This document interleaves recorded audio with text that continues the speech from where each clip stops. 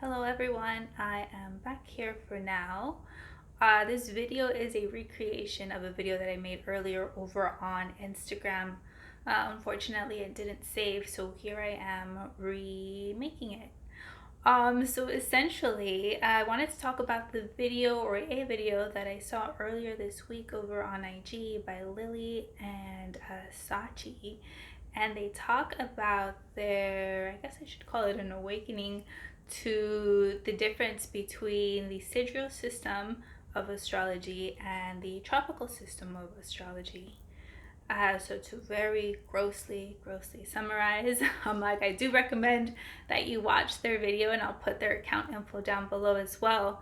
But to grossly summarize, they talk about how the tropical system of astrology operates off manipulated timelines that are essentially designed to keep us disconnected from what is actually taking place in the sky. So they talk about how if we recently had a Leo moon, in reality, if you were to look at the sky, the planets or the sun was in the sign of Cancer. They also talk about how the tropical system is just like a hyper masculine way of trying to control what's really going on. And they also talk about how, I'm going to quote them, tropical being alive for no other reason than to keep us disconnected or out of sync with the universe. And so that to me was enough to inspire my own interest and intrigue, and I went off doing more research, and I came across Dayna's work. Their website's peoplesoracle.com. I'll also share their info. But they talk about how the main difference between tropical and sidereal is that sidereal elevates both the sun and moon on equal levels and their positionality to the stars, while tropical centers the sun, lessening the moon within its positionality to the zodiac. And I will share their links and websites to where they go into much more depth as to why this is important, what this means, or how that can be interpreted.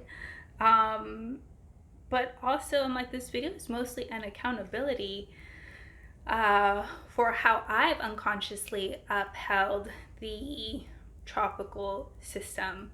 Even though I've been on here doing readings, or was doing readings, I still adopted or took on the sun signs of the tropical system as a way to break up readings for the collective. And so unconsciously, that's me agreeing to those timelines or to that way of looking at things or operating, which I no longer consent or agree to. So as I said, this is mostly an accountability video for myself and my practice.